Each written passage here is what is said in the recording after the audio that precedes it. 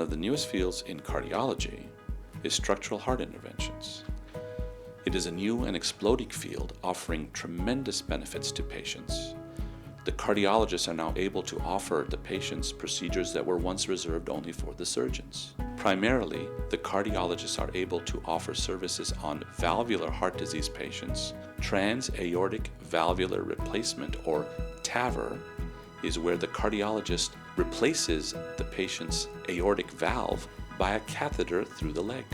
Prior to TAVR, patients required open heart surgery for aortic valve replacement. We look forward to your future donations so that we can expand these programs and offer them to more patients.